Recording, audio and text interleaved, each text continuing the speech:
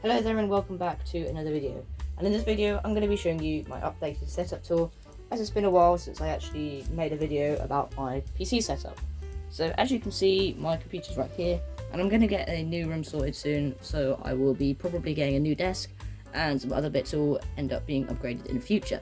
But I just wanted to make a quick update on how the setup is before that room is sorted, as it has been a couple months I think. So yeah, let me show you the updated setup. So first of all is this keyboard. This keyboard has been changed. I got the new one in November, as my other one, the keys started to stop working. Some of the keys just wouldn't actually register, which was very annoying, so I ended up getting this new keyboard, and I do hope to upgrade this again in future, as it is blue switches, so it's pretty clicky. But as of right now, this is a very nice keyboard. Only complaint really with it, other than the blue switches, is having it no numpad, which is fine. I don't really use a numpad much, but it'd be nice if I had it. But also the arrow keys being here is kind of awkward, I guess. Not really, it's just a bit of a hassle sometimes. But yeah, this is just a £30, I'm pretty sure it was about 30 quid, keyboard I got for my birthday. Magic Refiner. Very clicky, does the job, nice keyboard. It has a removable USB-C cable, which I think is pretty handy, so I can move it out of the way for when I do YouTube videos, which is awesome. And I just think that's a solid keyboard, really. Next up is the mouse. This has been upgraded to a Razer Viper Mini, as my old mouse was absolutely abysmal. It was a rubbery Trust GXT or something, and I couldn't stand it, so I ended up getting this Razer Viper Mini, and I absolutely love this thing. It's got nice clicky buttons, rather than the mushy ones my old one had. It's got these side buttons. I don't really use them much, but at least they actually work properly. It's got very subtle RGB, which I prefer, because the other one had everything was light up and it was just awful. This is controllable in Razer software as well, but I just have it set to the ambient occlusion, and I have absolutely no idea how this works, but it sort of manages to match this sometimes. See? I don't know how it does that, because there's like no sensors on here to tell it what colour the keyboard is, so because this is completely unrelated. Yeah, it does it again. It confuses me. Maybe I'm just seeing things, but yeah, this mouse is very, very good. It's wired. My old mouse, my old mouse, was this Logitech, and it was an M171, but probably can't see that. But this is a wireless USB dongle mouse, and it was a solid mouse. However, I wanted a new one as it's absolutely tiny. The monitor has not changed. I'm planning on getting a second monitor sorted for the new room. And then there is this webcam, which is just a £2 generic camera I got from CX. It says it's 1440p, but I'm pretty sure it's just interpolated 480p, as it looks absolutely abysmal, but it works. So for Discord every now and then it does the job. The speakers haven't changed. The watch here that I don't really use much is an LG G Watch W100, which is a solid little Android watch. Android Wear 2, but it's getting old, so it gets pretty slow. I use it occasionally if I want something to use my own messages when I'm not home. Also got this mouse pad. I'm pretty sure I showed this in the last video. Have no reason to get a new one. I do need to clean it though. Whoa, sorry for the dodgy jump cut there, but I actually forgot to mention that I got a new microphone, and I went on to the next part of my setup upgrade. But yeah, I got this Behringer Ultravoice, and it is a really, really good mic. It's on this mic arm, XM8500. It sounds very, very good. In this video I used my phone mic, because it was just easier as I was moving around a lot. But this is the mic I use for all my OBS captures and my calls on my PC, and this is a very, very nice microphone, and I am very happy I got it, because my Klim microphone that went for USB was absolutely terrible. And the main upgrade in the setup is down underneath the desk. Welcome to underneath Oliver's desk. Yep, here is my computer. Notice anything different? It's huge!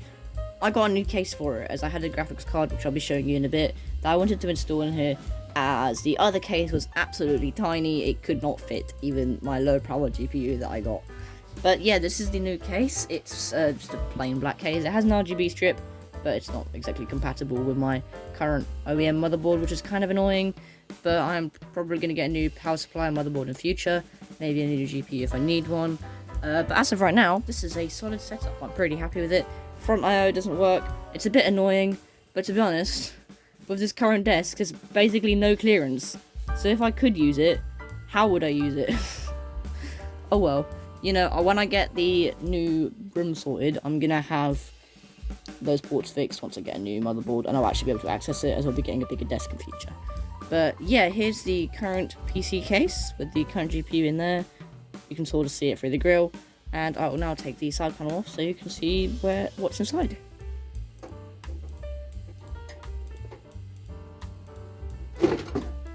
Okay, so this is the internals of my computer, and it's not the messiest, but it's not really the tidiest either.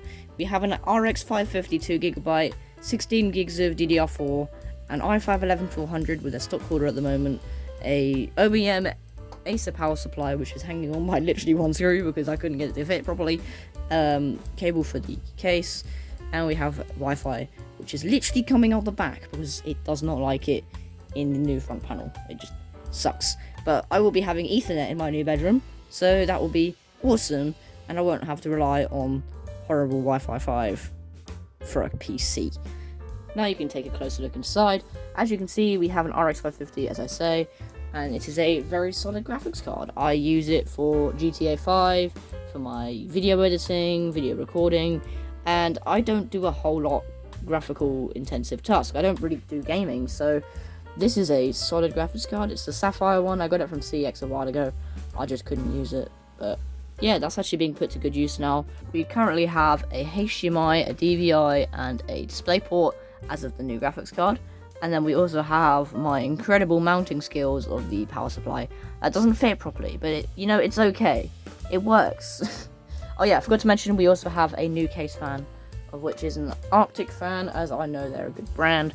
And I was going to use an exhaust fan for the back of the case, but the trouble is this cannot fit a 120mm fan, and that is a 120mm fan, so I'm using it as an intake instead, as it pumps out air through the power supply anyway. Plus it does it passively, so it's fine, it's fine. Storage hasn't updated yet. It's currently on a 1TB 7200 RPM Seagate, as well as a 480GB Crucial of some kind. I do have an M.2 slot on this motherboard, but as I say, no point getting one until I get a new motherboard anyway. And yeah, that's the old OEM ports from the front of the case that I can't actually use, as they're sort of smushed in behind the front of the panel. But it goes behind a black side panel, so nobody will know. And now it goes back on the side, so nobody sees it ever again. So yeah, that's what's new in the setup. There'll be another setup tour in the new room, so you can see once I get a new desk and everything. But as of right now, this is a solid setup, and the only reason I want a new desk is for a second monitor, and just for more space, as this one just barely fits this screen. This is a 24-inch monitor, so that gives you some comparison on how small this desk is.